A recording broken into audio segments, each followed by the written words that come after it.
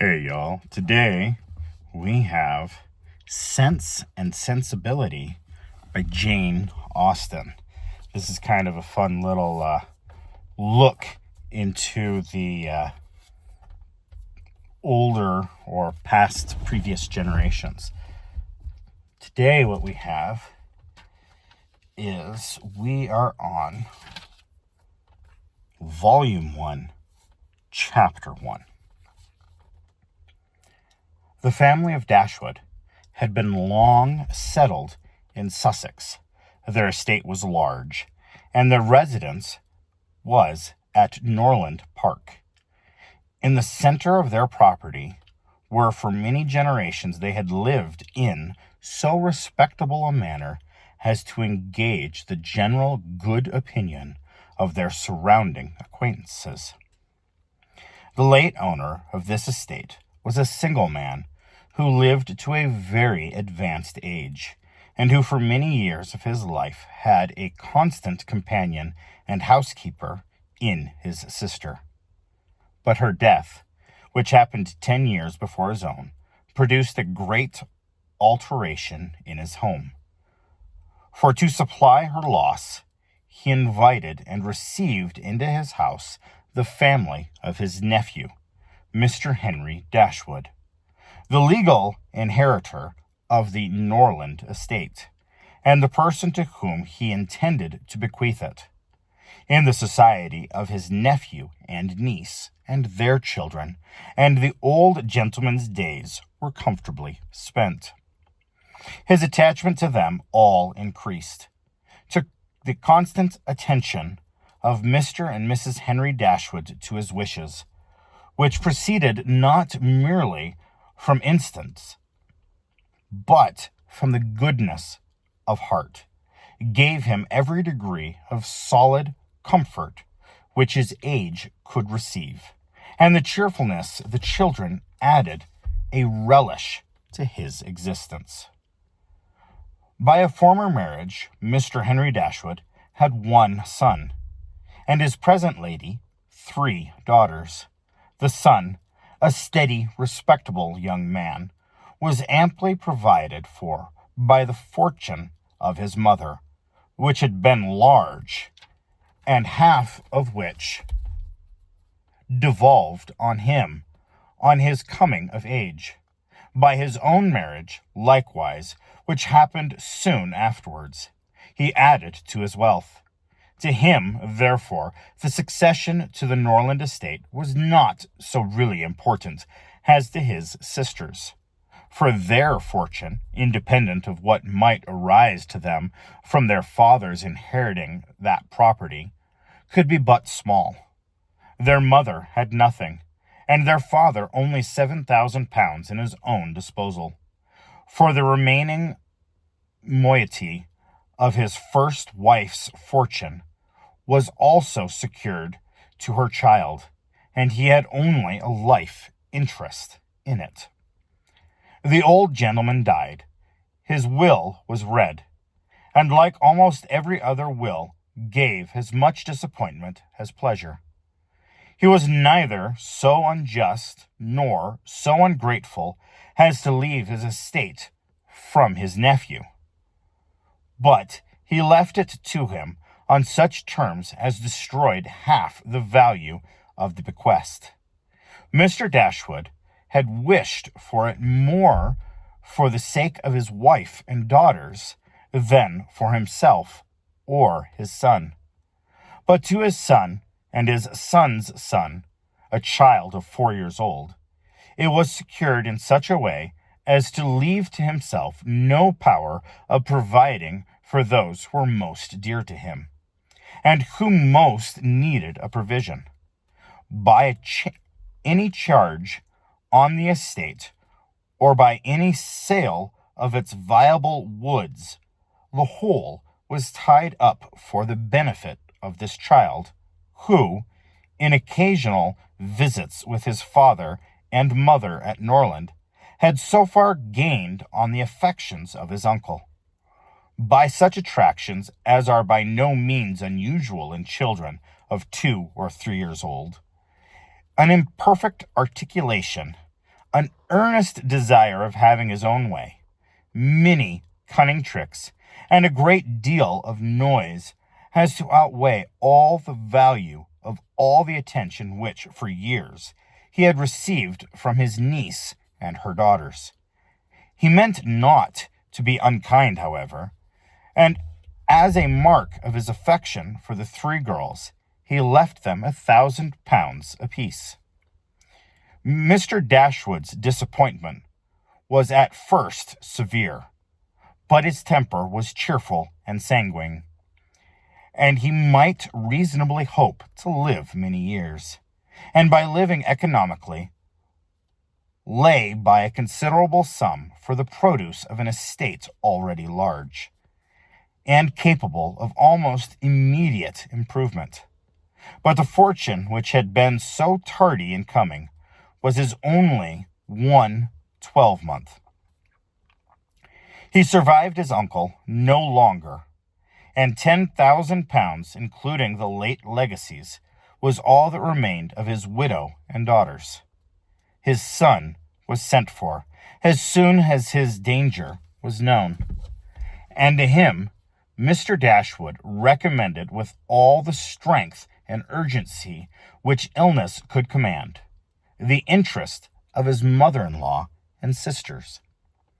Mr. John Dashwood had not the strong feelings of the rest of the family, but he was affected by a recommendation of such a nature at such a time, and he promised to do everything in his power to make them comfortable. His father was rendered easy by such an assurance, and Mr. John Dashwood had then leisure to consider how much there might prudently be in his power to do for them. He was not an ill-disposed young man, unless to be rather cold-hearted and rather selfish is to be ill-disposed. But he was, in general, well respected, for he conducted himself with propriety in the discharge of his ordinary duties. Had he married a more amiable woman, he might have been made more still respectable than he was. He might even have made amiable himself, for he was very young when he married and very fond of his wife. But Miss John Dashwood was a strong caricature of himself, more narrow-minded and selfish. When he gave his promise to his father, he mentioned within himself to increase the fortunes of his sisters by the present of £1,000 apiece. He then really thought himself equal to it. The prospect of £4,000 a year, in addition to his present income, besides the remaining half of his own mother's fortune, warmed his heart and made him feel capable of generosity. Yes, he would give them £3,000. It would be liberal and handsome. It would be enough to make them completely easy. £3,000. He could spare so considerable a sum with little inconvenience. He thought of it all day long, and for many days successfully. And he did not repent. No sooner was his father's funeral over than Miss John Dashwood, without sending any notice of her intention to her mother-in-law, arrived with her child and their attendants. No one could dispute her right to come. The house was her husband's from the moment of his father's decease. But the indelicacy of her conduct was so much the greater, and to a woman in Miss Dashwood's situation, with only common feelings, must have been highly unpleasing. But in her mind there was a sense of honor so keen, a generosity so romantic, that any offense of the kind, by whomsoever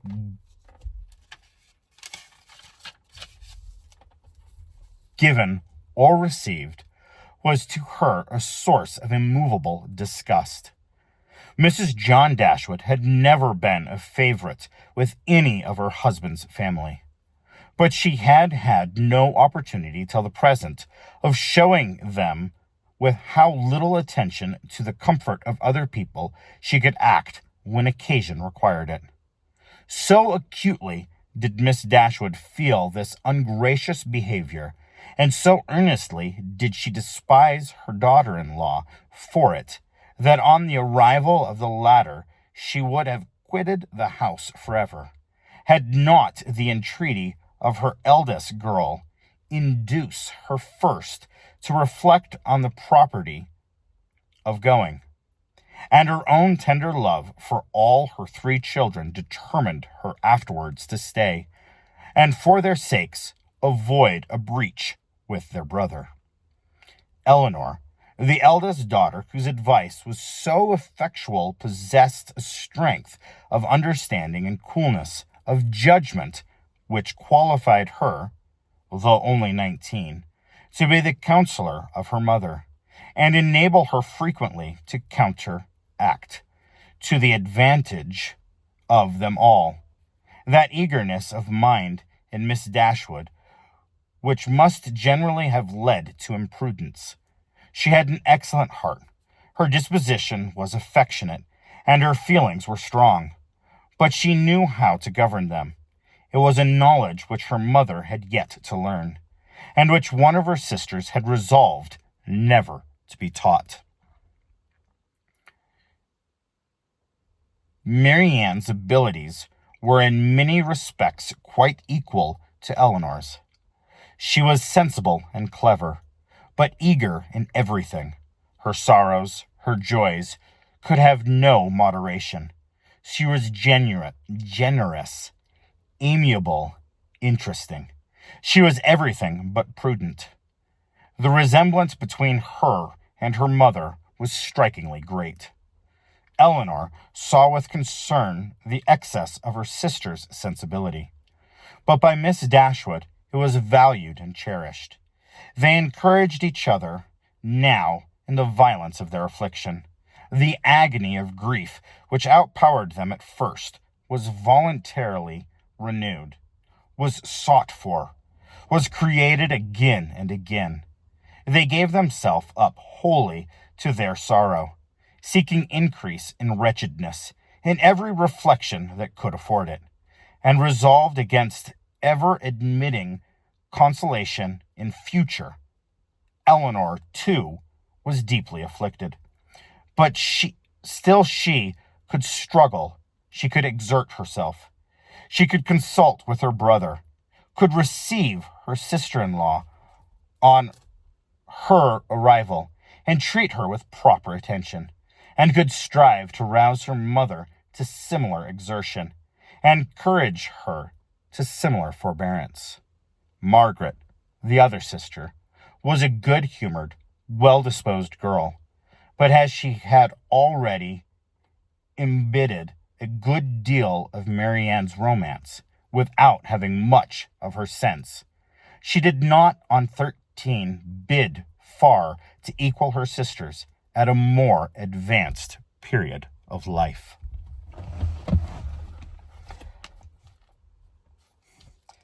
This book is going to be quite interesting. Basically, here at the beginning, we kind of are meeting everyone and getting ready to kind of see how everyone fits into this picture.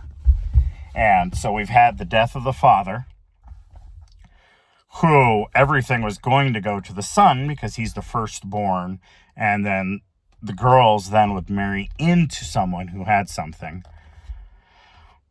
But the father, before he died, asked his son, please take care of your stepsisters, and please make sure that they're taken care of.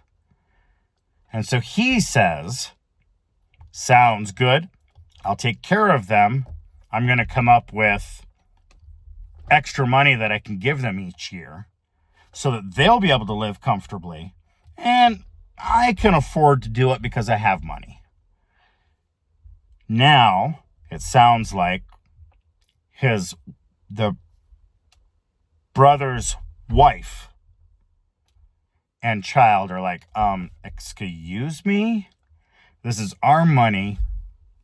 So let's kind of see what is going to happen, how things are going to roll out. You're going to kind of see, like I said, a different time in England when people were taking care of each other because of certain things. And you're going to get kind of that play back and forth. Anyway, I want to say thank you guys so very much for tuning in today. And you all have a blessed and wonderful day.